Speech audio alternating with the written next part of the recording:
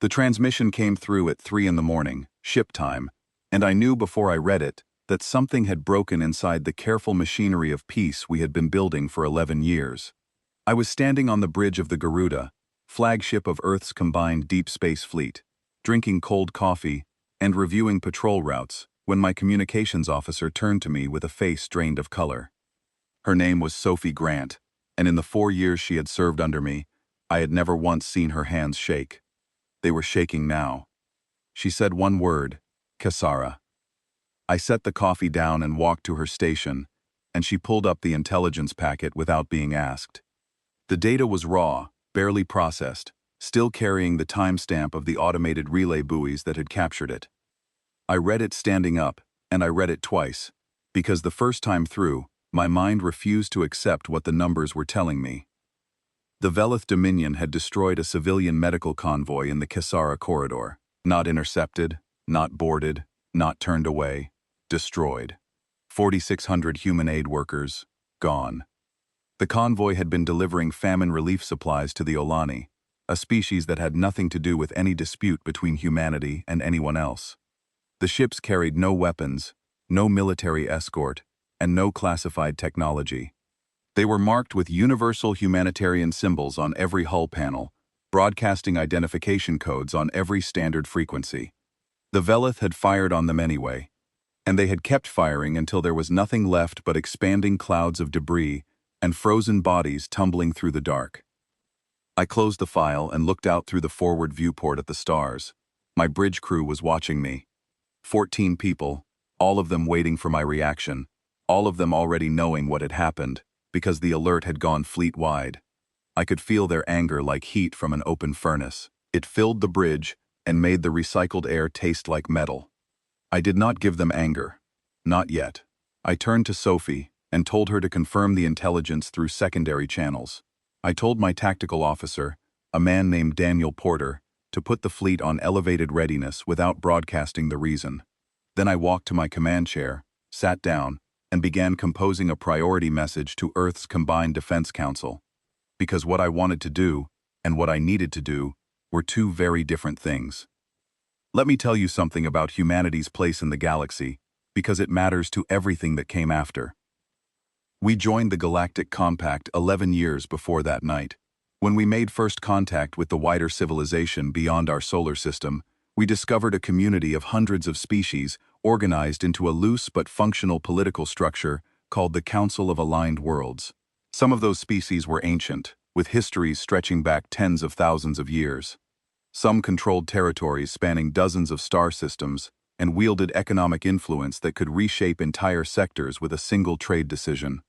And almost all of them took one look at humanity and saw a problem. We came from Earth, a death world, a planet where the gravity was punishing, the atmosphere was thick and corrosive by galactic standards, the weather was violent and unpredictable, and nearly every organism was engaged in a constant war of survival against every other organism. By the measurements the galaxy used to assess biological threats, humans were physically dense, unreasonably durable, and capable of functioning in environments that would kill most species in minutes. We healed from injuries that other beings considered fatal. We could eat substances that were toxic to half the galaxy. We could operate without sleep for days, function in temperature extremes that would shut down most biological systems. And our fight-or-flight response was so deeply embedded in our neurology that it could turn an ordinary human into something terrifying in the span of a single heartbeat. The galaxy knew all of this. They had studied Earth from a distance long before we reached the stars, and they had already made up their minds about us. Deathworlders, dangerous, unpredictable, the kind of species that needed to be managed rather than welcomed. So we made a choice, a deliberate, strategic, carefully reasoned choice that was debated at the highest levels of human governance and approved by every major nation on Earth. We would be quiet, we would be patient, we would absorb every insult, every slight, every act of discrimination and prejudice, and we would respond with diplomacy. We would prove through years of consistent behavior that Deathworlders could be trusted, that our physical capability did not define our character, and that we wanted partnership rather than dominance. Our diplomats smiled through trade negotiations where we were given terms so unfavorable that our economists called them punitive. They accepted seating arrangements at council sessions that placed humanity at the back of the chamber, behind species that had achieved spaceflight centuries after we did. They filed formal protests through proper legal channels when our rights were violated, and they did it with unfailing politeness, knowing that those protests would be read, acknowledged, and then filed away in digital archives where no one would ever look at them again. The Velith Dominion tested us harder than anyone else. They were a predatory species, evolved from something like a terrestrial hunting cat, sleek and fast and hardwired for aggression. They had built their civilization on expansion and intimidation, and their territory covered a significant portion of the Orion Spur, because every species that bordered their space had learned the same lesson. Resist the Velith and you get hurt. Comply, and you merely get used. When they looked at humanity, they saw a threat that was behaving like a subject, and it fascinated them, the way a hunting animal is fascinated by prey that does not run. So they pushed. They pushed to see where the line was, and they never found it, because we kept moving the line back. They seized 2 uninhabited star systems that Earth had legal claim to under compact law. We filed a protest. It was acknowledged and filed away. They imposed illegal tariffs on human trade vessels passing through their territory, tariffs that cost our merchants millions and that violated 3 separate trade agreements. We filed another protest, same result. One of their warships fired on a human survey vessel in neutral space, killing 19 crew members, and then the Velith government claimed it was a targeting system malfunction and offered an apology so hollow you could hear the echo. We accepted the apology. We held memorial services for the dead. We moved on. Their ambassador stood before the full council and called humans a feral species playing at civilization, and our representative responded with a calm, measured request for further diplomatic dialogue. There were smaller incidents too, dozens of them, each one a fresh wound that our diplomats bandaged with patience. A human merchant family was detained at a Velith border station for 3 weeks on fabricated customs charges, their cargo confiscated, their children frightened and hungry, before a diplomatic resolution was reached that returned their ship but not their goods. A group of human university students studying xenobiology at a compact-affiliated research station were denied access to common areas by Velith administrators who cited safety concerns, meaning they believed the Deathworlders might contaminate the environment with their robust biology. A human artist who had been invited to exhibit her work at a prestigious galactic cultural exchange was turned away at the venue entrance because the Velith delegation objected to sharing gallery space with a species they considered beneath cultural participation. Each incident was small enough to dismiss individually. Together, they formed a pattern that screamed a single message. You are tolerated, not accepted. You are allowed to exist in our galaxy, but never forget that it is our galaxy, and your place in it is whatever we decide it is. Every single time we turned the other cheek, the galaxy took note, and every single time, they drew the same conclusion. The Deathworlders were physically impressive but politically weak. They would tolerate any level of abuse rather than risk a confrontation. This assessment spread through intelligence agencies, military planning divisions, and diplomatic circles across every corner of the compact, and over the years, it hardened into received wisdom so solid that questioning it would have seemed absurd. Humans were not a threat. Humans would never be a threat. Humans could be pushed as far as anyone wanted to push them, and they would respond with nothing more dangerous than a strongly worded letter. The Velith built their entire foreign policy around this belief. Their military strategies assumed it. Their diplomatic positions depended on it. Their government told their citizens that the Deathworlders were tame, and their citizens believed it because every piece of evidence available to them supported it. That was exactly what we wanted them to believe. 3 years before the Kessara massacre, I was summoned to a closed session of Earth's Combined Defense Council in a facility buried beneath the Swiss Alps. The room held 17 people, and every one of them held the kind of authority that could reshape the trajectory of our entire species. The Secretary General was there, sitting at the head of a table made from reclaimed wood that had survived 3 centuries of human history.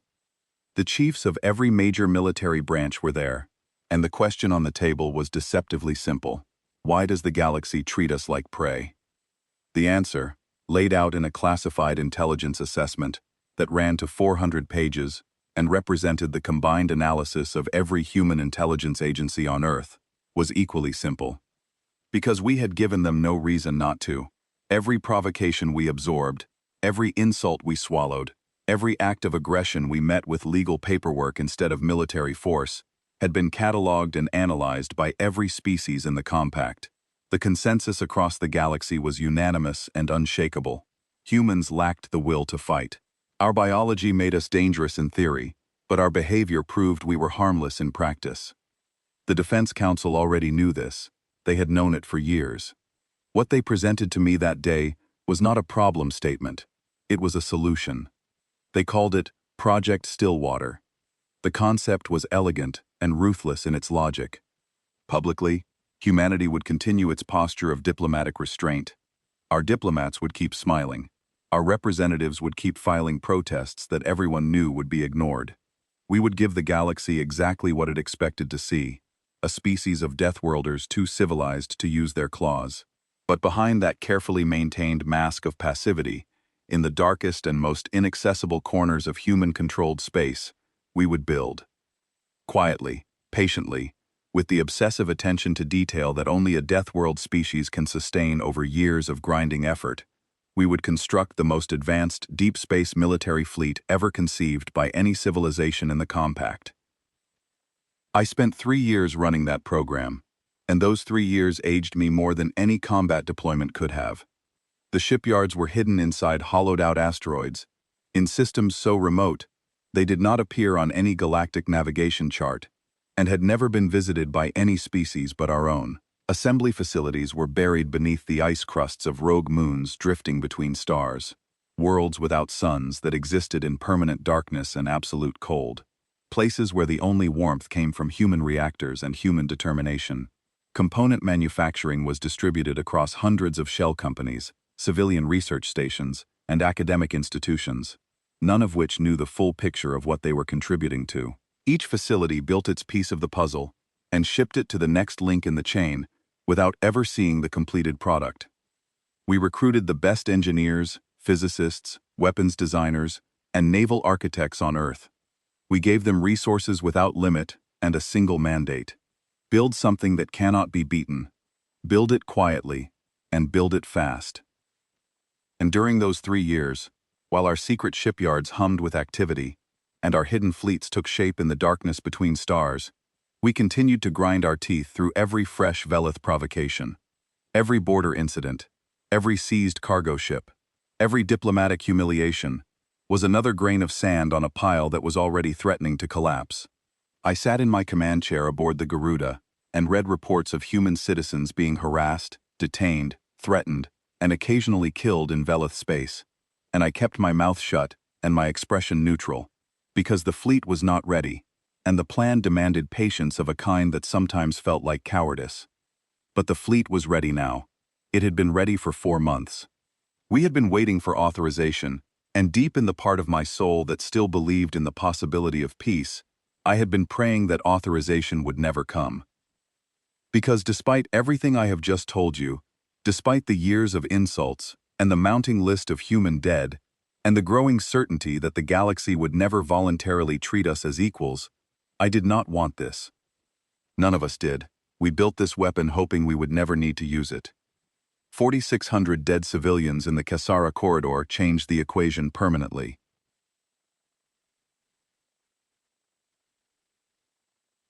The response from Earth came 6 hours after I sent my report. It was not a committee decision, or a policy paper, or a recommendation for further analysis. It was a single encrypted transmission from the Secretary General herself, containing a one-word authorization code that matched the one sealed in my personal safe since the day I took command of Project Stillwater. I read the word, and I closed my eyes, and for a moment, I allowed myself to feel the full weight of what was about to happen. The weight of the lives that would be lost on both sides. The weight of the future we were about to destroy. The weight of the question that would follow us for generations. Was there really no other way? Then I opened my eyes, stood up from my command chair, and told Sophie to open a fleet-wide channel on the Stillwater frequency. She looked at me, and I saw in her face the understanding that everything was about to change. She opened the channel without a word. I spoke 5 words into the silence that had lasted 11 years. All units, execute Stillwater Alpha. Across 9 hidden staging areas spread over 3,000 light-years of dead space, lights came on in the darkness. Drive cores ignited. Weapon systems cycled through their activation sequences for the first time outside of controlled tests. Crews who had trained for years in secret, who had lived in hidden facilities without being able to tell their families what they were doing or why, received the order they had been simultaneously preparing for and dreading. The silence was over, the fleet was awake, and the galaxy was about to discover what happened when a Deathworld species stopped being patient. The 12 hours that followed were the most precisely coordinated military operation in human history. And I narrate them, not with pride or satisfaction, but with the clinical focus of a man who spent 3 years memorizing every detail of this plan, rehearsing every contingency, studying every variable, knowing that when the moment came, there would be no margin for error and no room for hesitation. The fleet emerged from its hiding places in waves, each wave timed to arrive at the primary rally point within a specific window. From the asteroid shipyards of the Redfall cluster, 87 heavy cruisers powered up their main drives and began accelerating toward the rally coordinates. These were the backbone of the fleet, massive ships carrying layered composite armor and weapons batteries designed to break through shield-dependent defenses. From beneath the frozen surface of errant Moon 7, a formation of 62 destroyers broke through the ice crust, in a sequence so carefully choreographed that each ship cleared the surface exactly 40 seconds after the one before it, the shattered ice falling away from their hulls in slow-motion cascades that would have been beautiful if they were not the opening movement of a war. From the magnetic shadow of a gas giant in the Harlan Deep, where the radiation environment was so intense that no galactic species would ever think to park military assets, 43 carrier ships activated their drive cores and began releasing their fighter and drone complements into formation around them. I watched the fleet status board on my bridge as each unit reported operational, green indicators spreading across the display like lights being switched on in a building that had been dark for years. I tracked the numbers as they climbed: 200 ships, 400, 600, 800, 900, 1,000, 1,100. The galaxy believed we had 300 combat-capable vessels. That was the number in every intelligence assessment, every military analysis, every diplomatic briefing produced by every species in the compact. 300 ships, most of them repurposed cargo haulers and civilian vessels, fitted with basic weapons, a defensive force at best, not a threat.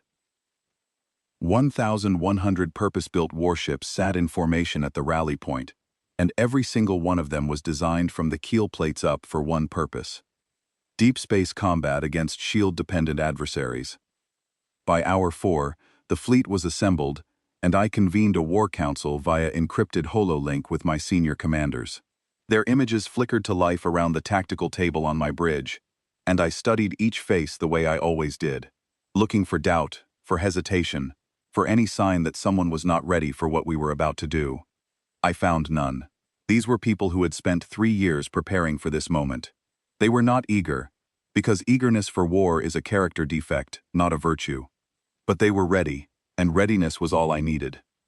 Commander Priya Deshane ran the carrier group. She was a small woman with sharp, steady eyes who had spent 15 years in Earth's naval aviation program before transferring to deep space operations, and she spoke in sentences so efficient that conversations with her sometimes felt like reading compressed data.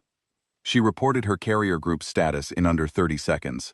All 61 carriers fully operational. Complete drone complements loaded and checked. Fighter wings at 97% readiness, with the remaining 3% being last-minute maintenance issues that her crews would resolve within the hour. She delivered this report the way she delivered every report, with the calm assurance of someone who had checked the numbers personally and found them satisfactory. Captain Lucian Ferreira commanded the Electronic Warfare Division, and he was the quietest person in any room he entered, which was appropriate because his entire professional life was devoted to the art of making other people's communications go silent. He had spent 3 years developing the electronic warfare suite that would give us an invisible advantage in every engagement. systems that could dismantle enemy communications networks, corrupt sensor data, and inject chaos into targeting systems, all without firing a single visible weapon. When he reported his division's readiness, he did it with a slight smile that I had learned to interpret as professional confidence bordering on artistic satisfaction.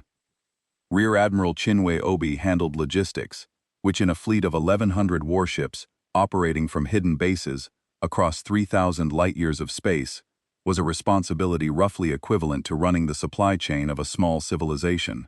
She was the person who had solved the seemingly impossible problem of keeping this fleet fueled, armed, fed, and maintained without leaving any detectable supply chain for galactic intelligence services to discover and trace back to its source. Her solution involved 17 layers of shell companies, 462 false shipping manifests, and a network of supply caches hidden in locations so obscure that finding any one of them would have been an intelligence triumph. When she reported her numbers, fuel reserves, ammunition stocks, medical supplies, food, water, spare components, replacement drone units, she read them with the calm precision of someone reading a shopping list, and every number was within the operational parameters I had specified. I briefed them on the operation. We were going to the Kasara corridor, not because it was the most strategically significant target in Velith space, but because it was where our people had died, and the Velith patrol fleet that killed them was still there. Intelligence confirmed that Dominarch Sorvek Tal, the Velith officer who had ordered the attack on the convoy, had not moved his 180 warships from the debris field. He was still there, sitting in the wreckage of 4,600 dead civilians, because in his assessment of the situation, there would be no consequences for what he had done. The battle plan was straightforward, because we had rehearsed it hundreds of times in simulation. The fleet would arrive in the corridor running dark. Ferreira's electronic warfare division would deploy first, dismantling Velith communications and sensor networks. Deshane's drone swarms would deploy second, flooding the engagement zone with thousands of autonomous platforms designed to fragment enemy formations and draw defensive fire. Then the capital ships would move in and finish the job. No negotiations, no ultimatums, no final diplomatic protests filed through proper channels.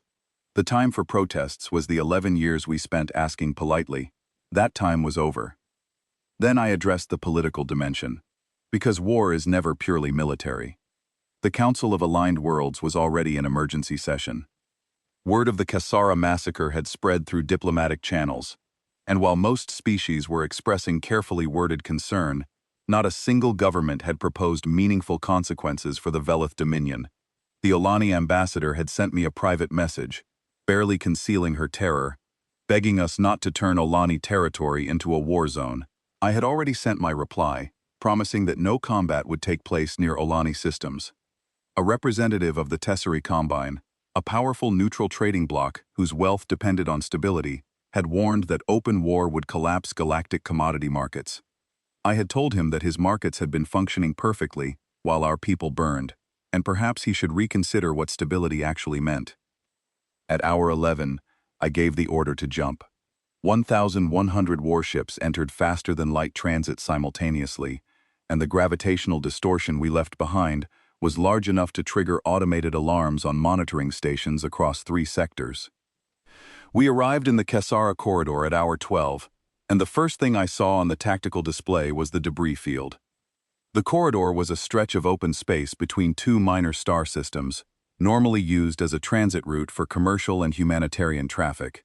It was unremarkable in every way, except that it was now a tomb. The wreckage of our convoy stretched across thousands of kilometers, a slowly expanding cloud of shattered hull plating, frozen cargo containers, scattered medical supplies, and human remains. Emergency beacons were still transmitting from some of the debris, automated distress calls cycling endlessly on standard frequencies, calling for rescue that would never come. And in the center of that field, exactly where intelligence said they would be, was the Velith patrol fleet. 180 warships under Dominarch Sorvek Tal, arranged in a standard Velith defensive formation, their shields running at minimal power, their weapons systems in standby mode. They were sitting in the wreckage of our dead. They had not even bothered to leave. They had lingered there the way a predator lingers at a kill site, unhurried and unconcerned, because in their world, nothing challenged the predator. Something inside my chest went cold when I saw that. Not hot, not angry, cold. A deep, still, dangerous cold. Like lake water in winter, and I recognized it as the place where patience ends and purpose begins. We had arrived running dark, every ship in the fleet, with its active emissions powered down, and for a narrow window, we were invisible to Velith sensors. Daniel Porter reported from Tactical that the Velith had not yet detected us. They would soon, because you cannot hide 1,100 warships for long in open space. But we had minutes. Precious minutes that I had planned for and intended to use. I told Sophie to open a single broadcast channel to the Velith flagship. She opened it with steady hands, steadier than they had been 3 hours ago, because purpose has a way of replacing fear with focus. I waited for confirmation that the channel was active, and then I spoke directly to Dominarch Sorvek Tal. I did not threaten him. I did not explain myself. I did not appeal to his mercy or his reason. I read the formal declaration of hostilities required under compact law, a dry, precise legal document that stated the nature of the offense, identified the aggrieved party, and formally communicated the intent to use military force in response. It took 90 seconds to read. When I finished, I closed the channel, without waiting for a reply. Then I looked at Daniel Porter and said 3 words: begin the operation. The first thing the Velith experienced was silence, their own silence. The electronic warfare suite that Lucien Ferreira had built over 3 years of obsessive refinement hit the Velith fleet like an invisible wall, and its effect was immediate, comprehensive, and devastating. The system worked on multiple layers simultaneously. The primary layer jammed every frequency the Velith used for ship-to-ship communications, flooding their channels with noise so precisely calibrated that it mimicked legitimate Velith signal patterns, forcing their receivers to spend processing time analyzing transmissions that contained nothing but designed confusion. The secondary layer targeted their sensor networks, injecting false contacts into their tactical displays, phantom ships appearing and disappearing in random patterns that forced their sensor operators to constantly verify what was real and what was fabricated. The tertiary layer was the cruelest. It penetrated their targeting computers through a vulnerability in Velith fire control software that our intelligence teams had identified 18 months ago and never disclosed, feeding corrupted ballistic data that would cause their weapons to miss by margins just large enough to matter. In the space of 4 minutes, 180 Velith warships went from a coordinated military formation to 180 isolated ships that could not reliably talk to each other, could not trust their own sensors, and could not be certain that their weapons would hit what they aimed at. The Velith had never seen human electronic warfare capability. We had never shown it. We had never hinted at it. We had kept it hidden behind our mask of diplomatic passivity for exactly this kind of moment, and the shock of encountering it without any prior warning or preparation was, I believe, more damaging than any weapon we could have fired. I watched on the tactical display as the Velith formation began to crack, ships breaking out of their defensive pattern as individual captains tried to re-establish communications through channels that no longer functioned. Some of them began broadcasting in the clear, abandoning encryption entirely, in desperate attempts to reach any friendly ship that could hear them. Ferreira's systems captured those unencrypted broadcasts and played them back with slight modifications, turning the Velith's own voices into another source of confusion. Dominarch Sorvek Tal, aboard his flagship, the Velith cruiser Dominarch's Fang, was trying to rally his fleet. I could see his ship maneuvering toward the center of the formation, its communication arrays cycling rapidly through every available frequency, searching for one that was not compromised. He was a competent officer, I will give him that. Under normal circumstances, against a normal enemy, he might have restored some degree of order within 20 minutes. But these were not normal circumstances, and I was not a normal enemy, and I did not give him 20 minutes. Phase 2 began 60 seconds after Phase 1. Priya Deschaines' carriers opened their launch bays, all 61 of them simultaneously, and the drone swarms erupted into the engagement zone. Thousands of autonomous combat platforms, each roughly the size of a ground vehicle, each carrying a single-purpose weapons package and an adaptive tactical processor that allowed it to make independent combat decisions faster than any biological crew could react. The drones poured out of the carriers in streams that looked, on the tactical display, like dark rivers flowing into a sea of confusion. The drones were not designed to destroy Velith warships. They were not powerful enough for that. They were designed to be a problem that could not be ignored. They swarmed around Velith ships in constantly shifting patterns, calculated to trigger defensive responses. They made erratic course changes that forced Velith gunners to track dozens of individual targets, instead of focusing on the real threat. And when a Velith weapon did connect with a drone, the drone detonated in a burst of sensor-blinding chaff that created yet another pocket of electronic noise in a battle space already saturated with interference. The Velith had no choice but to engage the drones. Thousands of small, fast, unpredictable targets were flooding their perimeter, and even through their degraded sensors they could determine that some of those targets carried weapons capable of scoring hits on hull plating. So they shot at the drones, pouring defensive fire into the swarms, and the drones died in clusters, tumbling and exploding in miniature fireworks that lit up the debris field. But for every drone that was destroyed, 3 more replaced it, because Deshane's carriers had been loaded to absolute maximum capacity, and the production lines in our hidden shipyards had done nothing but manufacture drone platforms for 3 continuous years. The Velith were drowning, fighting an enemy they could not communicate about, could not accurately track, and could not eliminate fast enough to make a difference. And while they thrashed against the swarms, Phase 3 began. My capital ships moved forward. 87 heavy cruisers, supported by formations of destroyers and escort craft, advanced into the broken Velith formation in coordinated strike groups. Each group targeted an isolated cluster of Velith ships that had been separated from the rest of the fleet by the combined effects of electronic warfare and drone harassment. The geometry was precise. The approach vectors were calculated to maximize firing solutions while minimizing exposure to return fire. We had practiced this exact maneuver hundreds of times in simulation, and the real engagement unfolded almost exactly as the simulations predicted, because those simulations were built on 3 years of painstakingly gathered intelligence about Velith combat doctrine, shield capabilities, weapons performance, and hull construction standards. Our kinetic accelerators fired first. Tungsten slugs, each one massing several tons, accelerated to a significant fraction of light speed by electromagnetic rail systems that drew power from reactors built to Deathworld specifications, meaning they were over-engineered to a degree that any Velith engineer would have considered absurd. The slugs hit Velith shields with concentrated kinetic energy that was specifically calibrated to exploit the resonant frequency weakness our intelligence teams had identified in Velith shield harmonics. The first volley staggered the shields. The second made them flicker and distort. The third collapsed them entirely, and the slugs punched through the thin Velith hulls behind them with brutal, mechanical efficiency. I will not glorify what happened when those hulls were breached. Ships died. Velith warships that had been constructed for a galaxy where shields were assumed to be sufficient protection found themselves naked before weapons designed by a species that had never trusted any single defensive system to save them. Hull breaches cascaded into structural failures as compartments tore open and internal frameworks buckled under stresses they were never built to withstand. Reactor containment systems, designed with minimal margins because Velith engineers never imagined they would take direct kinetic impacts, failed in bright, silent flashes that the tactical display rendered as gray icons replacing red.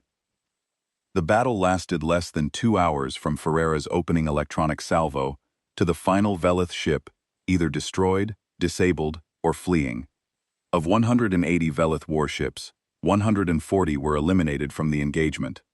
Our losses were 2 ships damaged, neither critically. The disparity was not because we were invincible or because our ships were indestructible. It was because we had spent 3 years preparing for this exact fight, against this exact enemy, with detailed knowledge of every weakness in their technology and every assumption in their doctrine. We did not win because we were inherently superior. We won because they never, for a single moment, saw us coming. Sorvek Tal managed to gather roughly 30 surviving ships into something resembling a formation and fled toward Velith core space. We tracked his retreat on our sensors, and I let him go. Not out of mercy, though I will admit that watching a defeated enemy run does not bring me the kind of satisfaction some people might expect. I let him go because I wanted those 30 ships to reach Velith High Command. I wanted Sorvektal to stand before the supreme hierarchs and deliver his sensor logs personally, so they could see with their own instruments what their assumptions about humanity had cost them. Those logs would do more damage to Veleth's strategic planning than another 100 destroyed warships, because data can be dismissed but experience cannot, and the experience of being systematically dismantled by a species you considered harmless is not something that fades from memory. I ordered rescue operations for Veleth escape pods. Across the debris field, Veleth crew members were drifting in emergency capsules, some injured, some in medical distress, all of them aware that they were at the mercy of the species they had just tried to ignore into submission.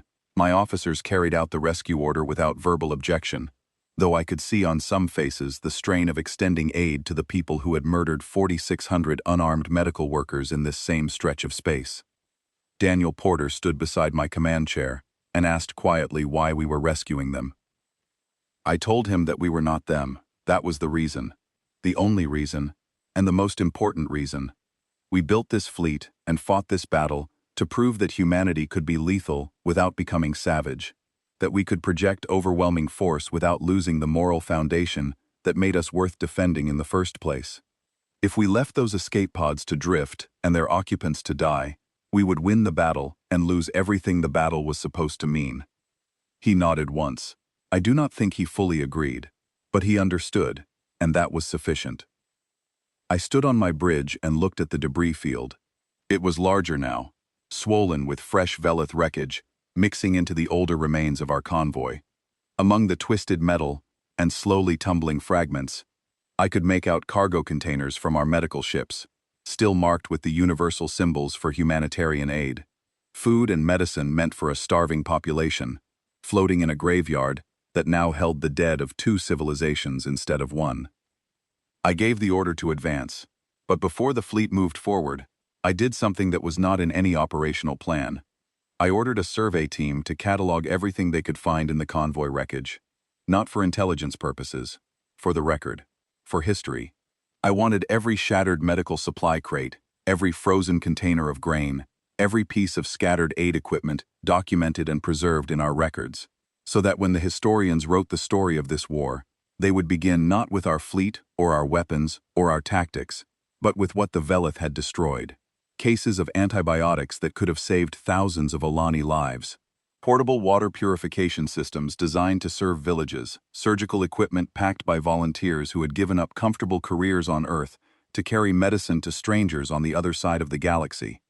Children's nutritional supplements, labeled in 3 languages, spinning slowly in the vacuum between the drifting hulks of warships. The survey team completed their work in silence. Nobody spoke over the communications channel while the images were being recorded. There was nothing to say. The fleet formed up and prepared to move deeper into Veleth-contested space. Behind us, rescue teams continued pulling Veleth survivors from their escape capsules. Some of those survivors, when they were brought aboard our ships and realized they were being treated by human medics rather than being executed, displayed reactions that ranged from confusion to something that looked like shame. One Veleth officer, a junior lieutenant who had been pulled from a damaged escape pod with a broken limb, asked the human medic treating her injury why they were helping. The medic, a young man from a town in England whose name I later learned was Philip Hartley, told her that helping injured people was his job, and her species did not change that. She did not reply, but I am told she did not look away, and the expression on her face was one that our xenopsychology team later described as the Veleth equivalent of profound cognitive dissonance. Ahead of us, the Dominion was waiting, and 30 surviving Veleth warships were racing toward home, carrying sensor logs that would change every strategic calculation their leadership had ever made about humanity. The silence was broken. Now came the echo. News of the Battle of Kisara Corridor reached the rest of the galaxy within hours, and the reaction was everything I expected and nothing I wanted. The automated relay buoys in the corridor had captured the entire engagement from multiple angles, and that sensor data propagated through the compact's information networks at the speed of light, landing on the desks of every intelligence analyst, military planner, and diplomatic advisor in known space. I know this because Ferreira's electronic surveillance teams, operating on the frequencies we had cracked 18 months ago, intercepted the chatter from dozens of species, and what they heard was a galaxy-wide chorus of shock. The Velith Dominion's first reaction was flat denial. Their military command looked at the casualty figures from Kisara and rejected them. 140 warships destroyed by a species their intelligence services had assessed as having 300 total combat-capable vessels, most of them converted civilian ships. The numbers did not fit within any analytical framework the Velith possessed. Their intelligence division launched an emergency reassessment of every data point they had ever collected on human military capability, pulling files, re-interviewing sources, reanalyzing satellite imagery, and the picture that emerged from this frantic audit caused, I am reliably informed, something close to institutional panic. The combined fleet did not have 300 ships. It had 1,100. Every one of them was a dedicated warfighter, designed and built in total secrecy, specifically for combat against shield-dependent adversaries.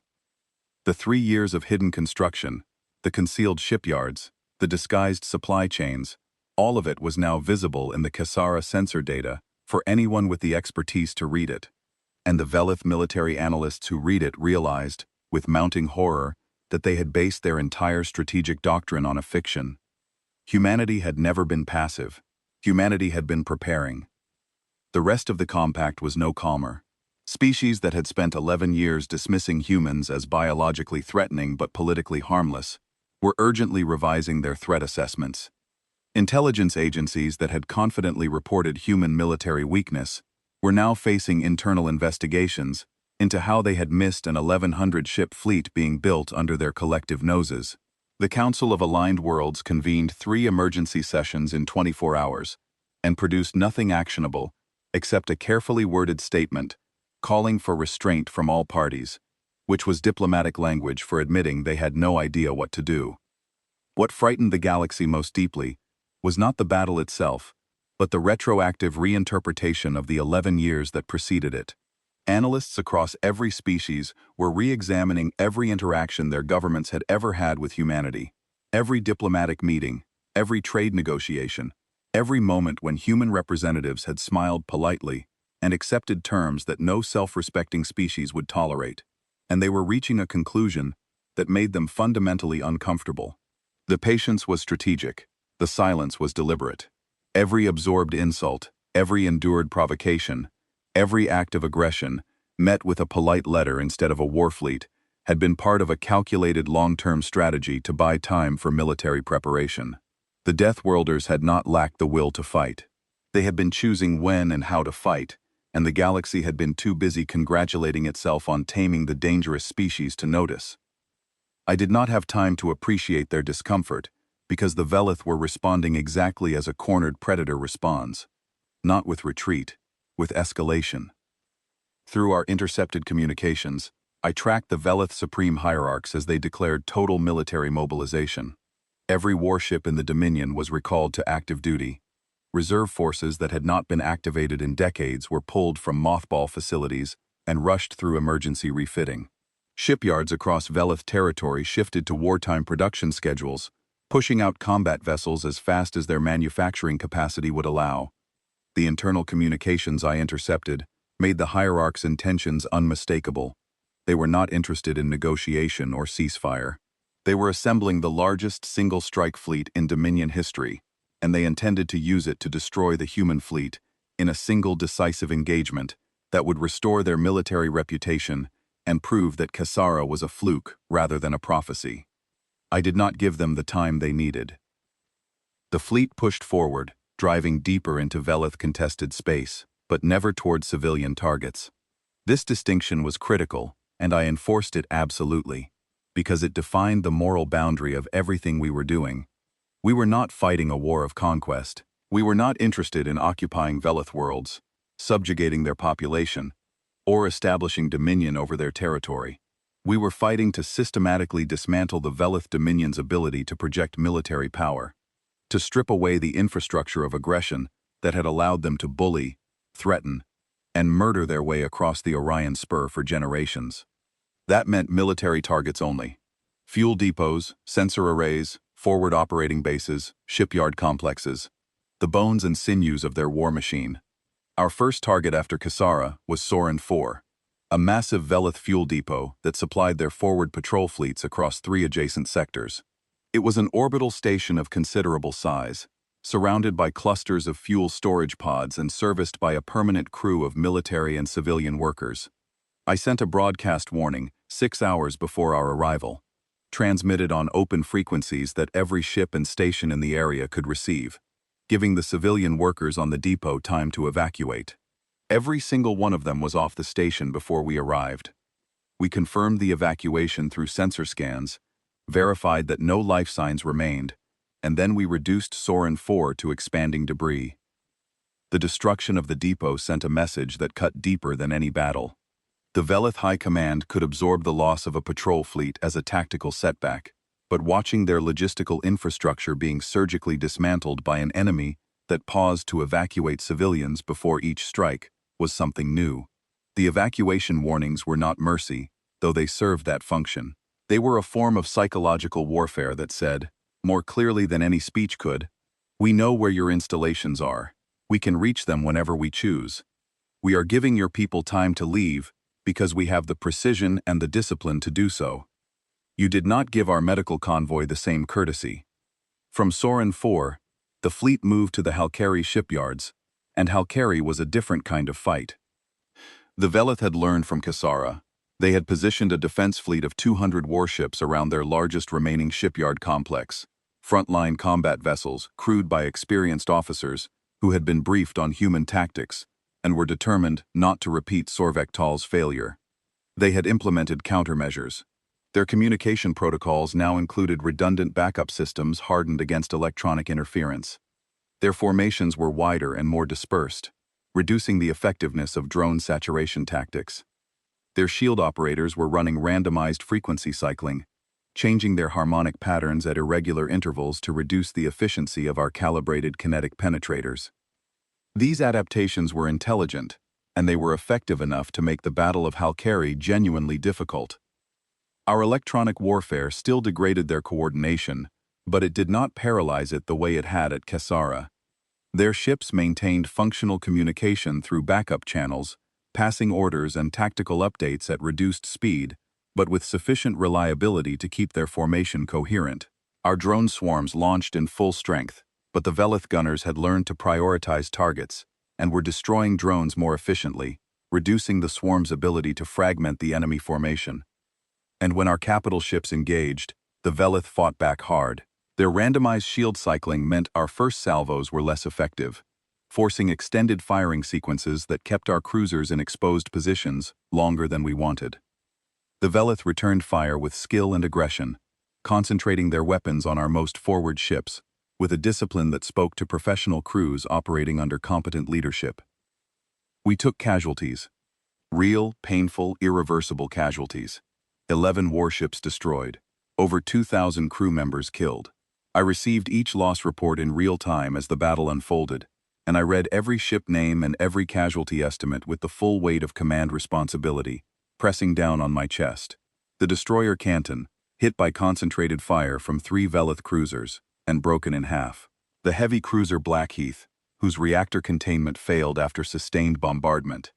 The escort frigates Pennine, Atherton, Ridgewell, Norbury, and Kelford, ships built in secrecy, crewed by volunteers who had spent years in hidden facilities, separated from families who did not know where they were or what they were doing.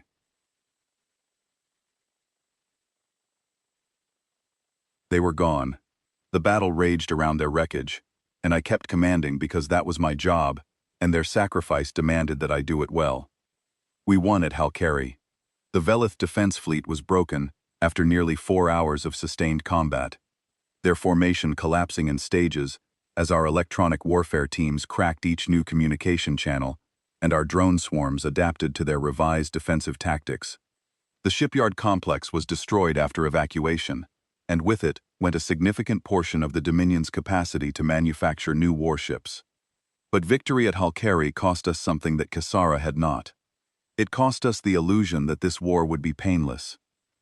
In the aftermath, something shifted in the strategic landscape. 3 species that shared borders with Velith territory made quiet contact with Earth's diplomatic channels. The Olani came first, the same gentle, beleaguered species whose famine our medical convoy had been trying to relieve. They offered us access to their orbital repair facilities and medical stations, a significant commitment because the Velith would view it as an act of war. But the Olani had done their calculations and concluded that the risk of Velith retaliation was diminishing faster than the risk of being caught on the wrong side of history.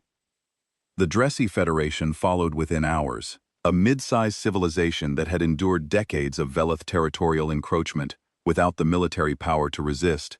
They offered fuel resupply access at 3 border stations, and more valuably, detailed intelligence on Velith fleet movements and deployment patterns in their sector, information they had been collecting quietly for years in case an opportunity like this ever arose. Last came the Quaramite Republics, a loose confederation of colony worlds that had been paying financial tribute to the Velith Dominion for longer than some of their citizens had been alive. They could not offer military assistance, but they gave us something nearly as valuable: comprehensive maps of Velith sensor networks in the corridor between Quaramite space and the Velith core systems. These maps had been compiled over decades of forced cooperation with Velith military authorities, and they showed us gaps in Velith surveillance coverage that would prove critical. None of these species were acting out of affection for humanity. They were acting out of strategic calculation, seizing an opportunity that they had waited generations to see. For the first time in living memory, someone was successfully pushing back against the Velith Dominion, and the species that had lived under the Dominion's shadow their entire existence were racing to position themselves for the world that would come after. It was pragmatism in its purest form, and I accepted it gladly, because pragmatism, unlike sentiment, does not evaporate when circumstances change. Chinwe Obi's logistics teams worked around the clock to integrate these new resources into our supply chain, establishing refueling routes through Dressy and Olani space that dramatically reduced the strain on our extended supply lines. Ferreira used the Quaramite sensor maps to plot approach corridors to the Velith core that avoided their surveillance coverage entirely. The picture was coming together, because intelligence told me exactly where this war was heading next. The Velith Supreme Hierarchs had assembled their full counterattack fleet at Delvon Prime, a military stronghold deep in their core territory. 800 warships, the largest concentration of military force the Dominion had ever put in one place. They were coming for us, driven by fury and wounded pride, and the existential understanding that if they did not destroy the human fleet now, their empire would unravel piece by piece, as every subject, species, and bullied neighbor followed the Olani's example. I studied the intelligence, ran the simulations, consulted my senior commanders, and made the decision that would determine the outcome of this war. We would not wait for the Velith to come to us. We would go to Delvon Prime and meet them in their own territory, and we would end this before it consumed anything more. My commanders did not all agree with this approach. Chinwe Obi argued for a defensive posture, letting the Velith extend their supply lines by coming to us and fighting them on ground of our choosing. Priya Deshane wanted to continue the infrastructure campaign, hitting more shipyards and fuel depots until the Velith fleet at Delvon could not sustain prolonged operations. Both arguments had merit. Both were the kind of cautious, rational strategies that military academies teach, and that win wars through attrition, rather than confrontation. But I rejected them both, and my reasoning was not entirely strategic. The Velith needed to understand something that infrastructure strikes and defensive victories could not teach them. They needed to see a human fleet arrive at their strongest fortress and refuse to be turned away. They needed to experience the reality of a death world species at full commitment, not picking at their edges, not eroding their logistics, but standing in front of their power and refusing to blink.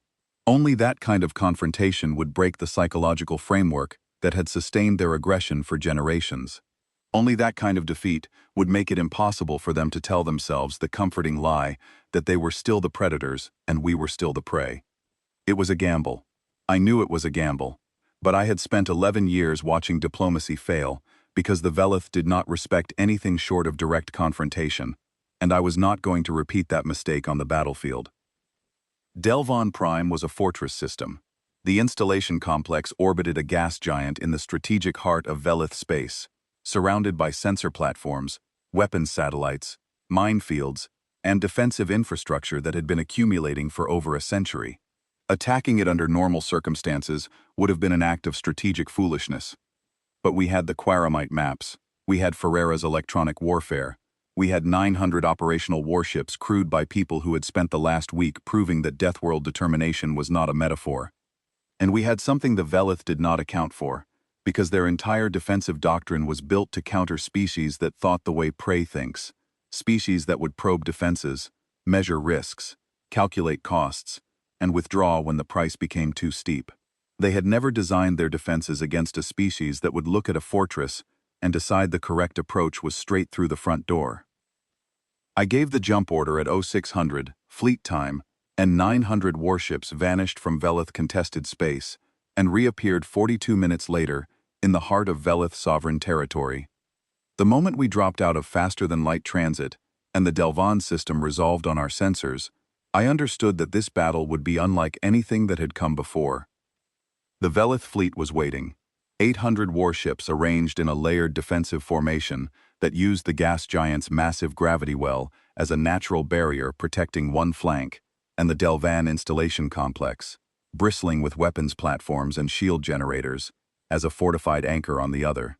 It was a brilliant defensive arrangement, designed by hierarchal Marshal HFY, a career military officer who had studied every piece of sensor data from both Kasara and Halkari, and built his formation specifically to neutralize the tactics that had won us those engagements. His communications were hardened.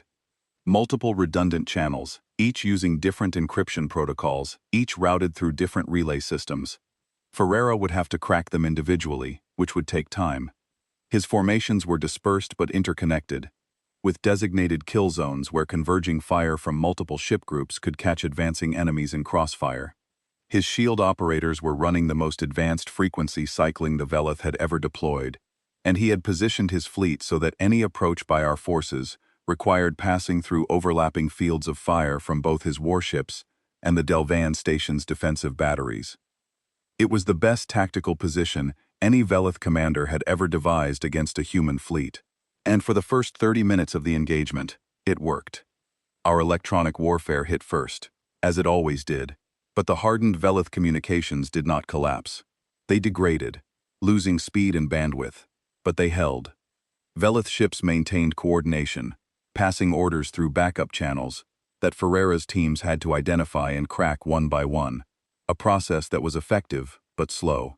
Our drone swarms launched in full strength, but HFY had positioned designated anti-drone squadrons at key points throughout his formation, ships whose sole mission was to pour concentrated fire into the swarms and reduce their effectiveness before they could fragment the main fleet.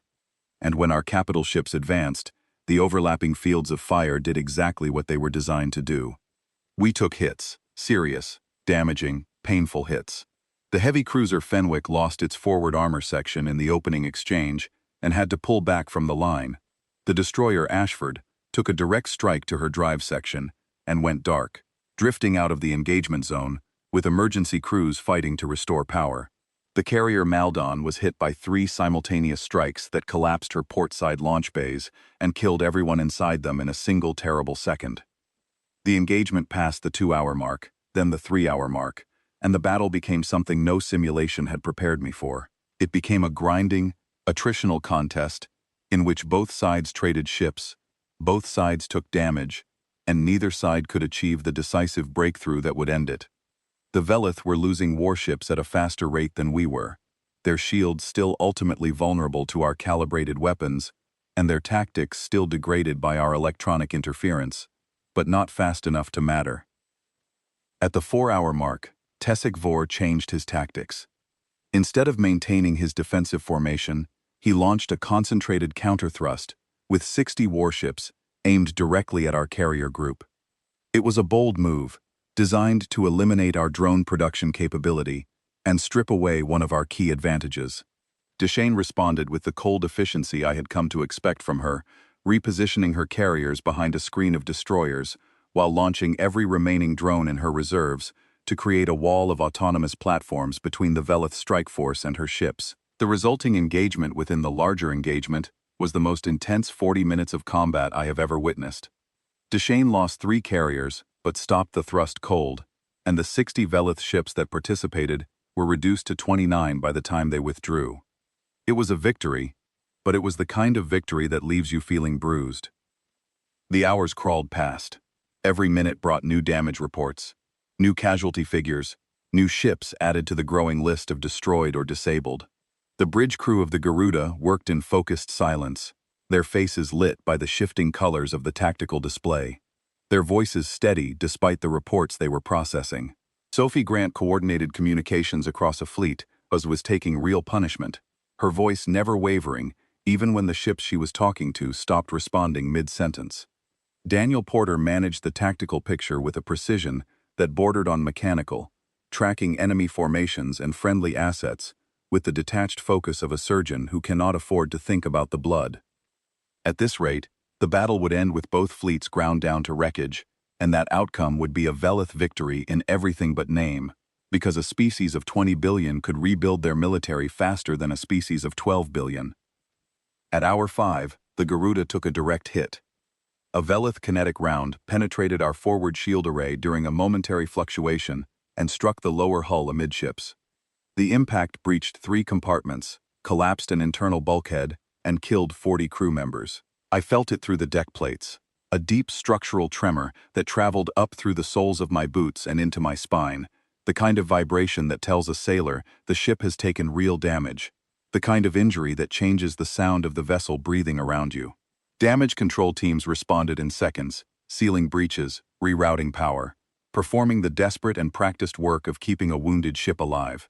But 40 people were dead in those ruined compartments. 40 people who had trusted me to see them through this. I stood on my bridge with the ship shaking around me, and made the decision I had been holding in reserve since the first day of this war. I authorized the answer. The answer was the most significant weapons platform humanity had ever conceived, and its origins lay not in military research but in geology. During Project Stillwater's development phase, our physicists had studied the forces that shaped Earth itself. Tectonic stresses that moved continents, gravitational forces that raised mountains and split the ocean floor. The enormous, patient, relentless energies that had been building and destroying our planet's surface for 4 billion years. These scientists, all of them products of a death-world education that taught them to think about force on a planetary scale, asked a question that no researcher in the galaxy had ever considered, because no other species came from a world where such forces were a fact of daily life. What if you could project gravitational stress the way you project a beam of light? Not as a weapon that destroyed things through brute impact, but as a field that resonated with the structural frequencies of a target and tore it apart from the inside? The answer was a network of 47 autonomous platforms, each one carrying a gravity manipulation array derived from principles that existed nowhere in galactic physics, because no other species had the experiential foundation to develop them. Each individual platform was modest, unimpressive, the size of a large shuttle and carrying no conventional weapons.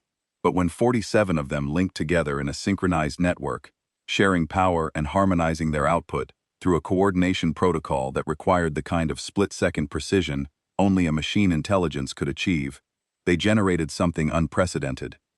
A directed gravitational resonance pulse of immense power that could be focused on a specific volume of space and tuned to the structural frequencies of standard starship construction materials. When that pulse hit a ship, it did not blow a hole through the hull, it did not vaporize the crew or ignite the reactor. What it did was far more elegant and far less lethal.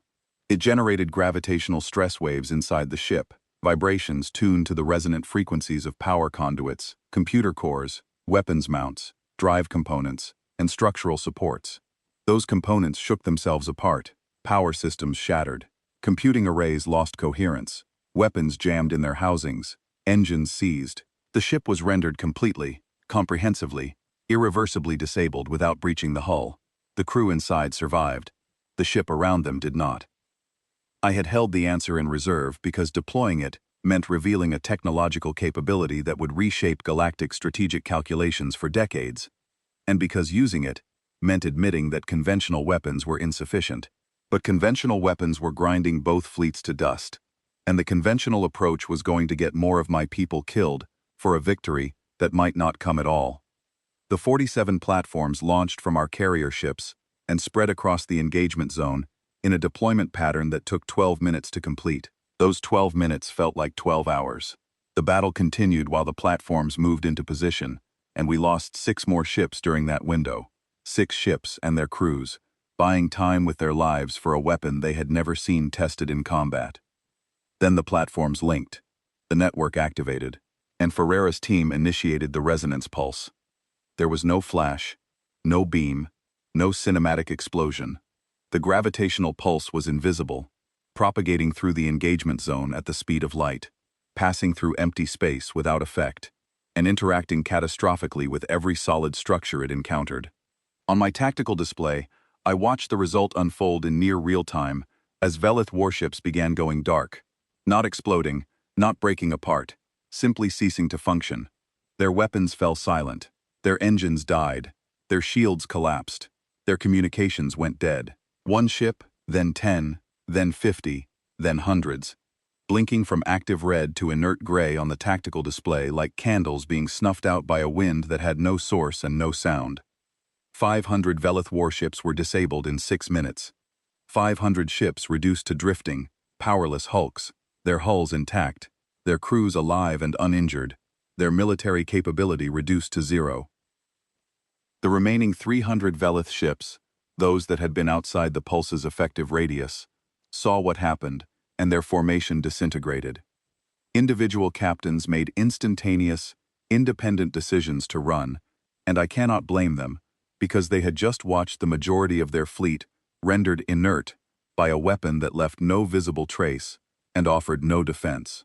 300 warships scattered toward every navigable exit point in the system, fleeing at maximum speed, and I let them go. The Battle of Delvon Prime was over. I stood on the bridge of a damaged ship in the middle of a field of silent, drifting Velith hulks, and I did not feel victory. I felt tired. I felt old. I felt the weight of 63 destroyed warships and over 12,000 dead crew members across 3 major engagements.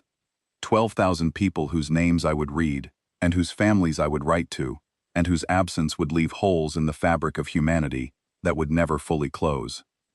I told Sophie to open a broadcast channel. Not fleet-wide, not targeted, open. Every frequency, every bandwidth, every relay buoy and communications satellite in range. I wanted the entire galaxy to hear what I was about to say. She opened the channel, and I spoke. I did not deliver a speech. I did not proclaim victory, or make threats, or offer grand philosophical statements about the nature of power. I read a list. I started with the names.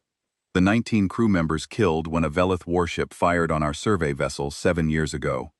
Each name, spoken clearly, with a pause between them. I moved to the cargo ships that were seized, naming each vessel, and the crews that were detained in Velith custody. I listed the trade ships turned away, the merchants threatened, the citizens harassed. I read every formal protest humanity had filed with the Council of Aligned Worlds, all 43 of them, and after each one, I stated the Council's response, which in every case was either silence or a recommendation for continued dialogue. I listed the 2 star systems illegally seized. I quoted the Velith ambassador's public statement, calling humanity a feral species. I noted the date it was made and the reaction of the Council, which was nothing. Then I read the names of the 4,600 medical workers killed in the Kesara corridor. Every single name, that portion of the list, took nearly 3 minutes. And during those 3 minutes, no one in the galaxy interrupted. Because the silence of 4,600 names, being read one after another, has a weight that not even the most powerful civilization can ignore. When I finished the list, I stated humanity's terms. The Velith Dominion would withdraw immediately from all contested territories. They would pay full financial reparations for the destruction of the medical convoy, and for every other act of aggression committed against human citizens and assets over the preceding 11 years. They would submit to independent monitoring of their military forces and military construction by a neutral oversight body selected by the Council of Aligned Worlds. There would be no occupation of Velith territory. There would be no regime change imposed on their government. There would be no annexation of Velith star systems. Humanity had not fought this war to build an empire. We had fought it to establish a single, permanent, non-negotiable truth. Our silence was never weakness. It was the last opportunity we gave the galaxy to solve this problem without bloodshed. The galaxy chose not to take that opportunity. This was the result. I closed the channel and waited. The Velith Supreme Hierarchs accepted the terms in 6 hours. Their fleet was shattered, their military infrastructure was in ruins, and the weapon we had deployed at Delvon Prime represented a capability so far beyond their understanding that continued resistance would have been not just futile, but absurd. They signed the agreements, they issued the withdrawal orders, and the war that had lasted less than 2 weeks was officially over. I learned later that the broadcast of names had been heard across the entire compact. Relay stations carried it to every corner of civilized space, and millions of beings across hundreds of worlds had listened to me read the names of the dead. The Tesserae Combine's trading floors went silent during the broadcast, something that had never happened in the exchange's 2-century history. On the Olani homeworld, crowds gathered in public squares and listened through shared communication arrays. And when the convoy workers' names began, many of them wept, because those were the people who had been coming to feed them. On 3 separate Velith colony worlds, citizens who heard the broadcast held vigils in public spaces, not in defiance of their government, but in acknowledgement of what their government had done. The Velith authorities did not interfere with those vigils. They could not afford to, and I think some part of them understood that they should not. In the days that followed, the galaxy rearranged itself around the new reality, with the speed and pragmatism that I had come to expect from civilizations that measured their survival in diplomatic calculations rather than moral principles.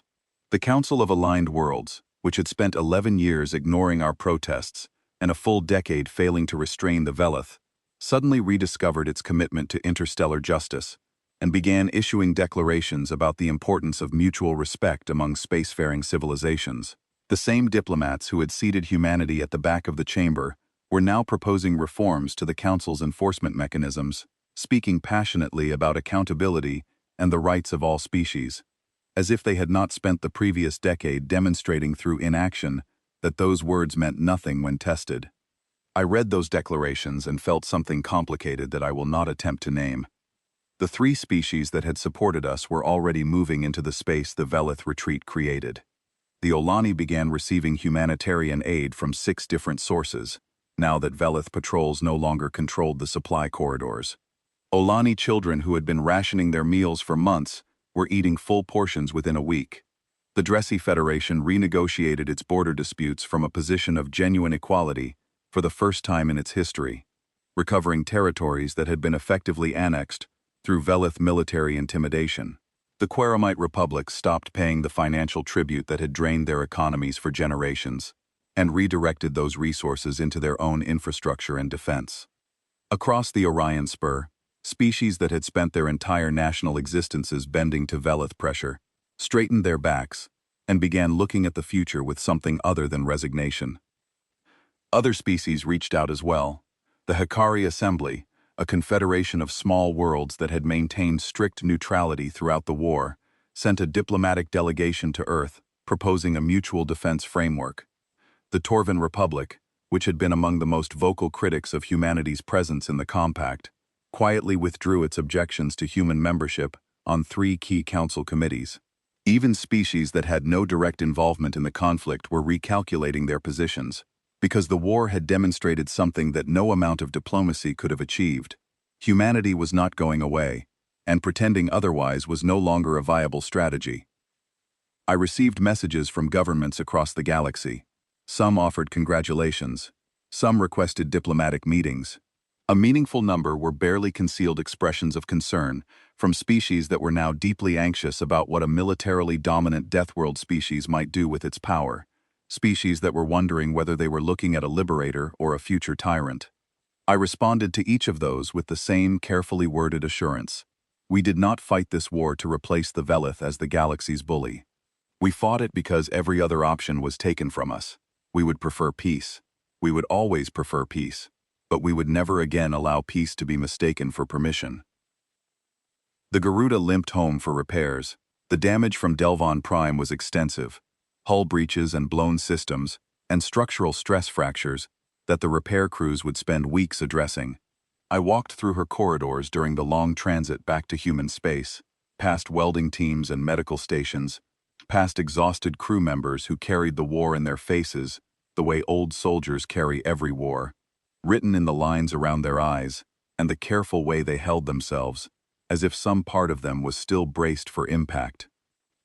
They nodded to me as I passed, and I nodded back, and the nod said everything that words could not. Because between people who have been through the same fire, there is a language that does not require sound. I found myself on the lower observation deck, standing before a viewport that had been replaced after combat damage. The new transparent panel was clean and clear, but the bulkhead around it still bore the scars of the gravitational stress the ship had endured, subtle warping in the metal that the repair crews would eventually smooth out, but that for now served as a physical reminder of what this vessel and her crew had survived. I looked out at the stars, the same stars that had been there when humanity first reached beyond Earth's atmosphere, full of curiosity and hope, and the naive belief that the universe would welcome us if we approached it with open hands. The same stars that had watched us join the Galactic Compact 11 years ago, smiling and patient, convinced that reason and good faith and the steady accumulation of trust would eventually earn us a place at the table as equals. The same stars that had been silently present through every insult, every provocation, every act of violence that we absorbed without retaliation, because we believed, genuinely, and perhaps foolishly believed, that patience was enough, that decency would be recognized, that the galaxy would eventually see our restraint for what it was, a choice made from strength rather than a symptom of weakness, and respond in kind. The galaxy did not respond in kind. It responded the way power usually responds to what it perceives as submission. It pushed harder, it took more, it escalated its provocations from insult to injury to murder, because every unanswered act of aggression confirmed the assumption that the next one would go unanswered too. And in the end, 4,600 people who were carrying food to the hungry had to die before anyone understood that the silence had limits. The saddest lesson of the cosmos, I realized, standing at that viewport with the distant light of ancient stars falling across my face, was the same lesson Earth had taught itself 1,000 times across 10,000 years of human civilization. Peace is not self-sustaining. It does not survive on its own merits. It survives only when the people who value it possess the unmistakable, undeniable, demonstrated capability to defend it. Silence is only understood as a choice when the alternative has been shown. Restraint is only respected when the power being restrained has been proven real. We did not want this war. I did not want this war. The 12,000 crew members who died in 3 battles, and whose names I will carry for the rest of my life, did not want this war. The 4,600 medical workers in the Kessera corridor absolutely did not want this war.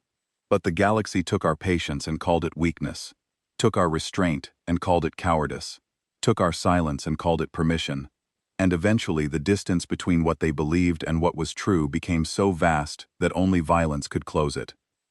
The silence was never weakness. It was the last chance we gave the galaxy to choose a better path. The galaxy failed that test. I hope, with whatever capacity for hope a tired soldier still possesses, that the galaxy learned from the failure. Because humanity will not be silent again. We will be present in the halls of galactic power, and we will engage in trade and diplomacy and cultural exchange and every other mechanism of peaceful coexistence, and we will extend our hand in partnership to every species willing to take it honestly. But the hand will always, always be backed by the memory of what happened when the galaxy mistook our patience for permission and our quiet for surrender. I turned away from the viewport and walked back toward the bridge. There was work to do. The war was over, but the future was just beginning, and the future required more building than the past required mourning. Somewhere ahead of us, beyond the next jump and the next negotiation, and the next careful step into a galaxy that was still deciding what to make of us, there was a version of the future where Deathworlders and the civilizations around them found a way to coexist, not because one side feared the other, but because both sides understood each other well enough to choose something better than fear. I intended to build that future, not because I was optimistic, not because I believed the galaxy had fundamentally changed, but because building is what humans do. We come from a world that tried to kill us every single day for 4 billion years, and we are still here, and we are still building, and we will keep building until the universe itself runs out of days. My name is Kofi Asante, I commanded the fleet that broke the silence. And if the galaxy is listening, here is the only message that matters. We are human. We are from a death world. We would rather build than break, and we would rather talk than fight. But if you force our hand, we will answer. And when we answer, you will remember it for as long as your civilization has memory, because a death world does not raise a species that knows how to do anything halfway. The stars kept burning, the ship carried us home, and the silence, for the first time in 11 years, was a silence of our own choosing.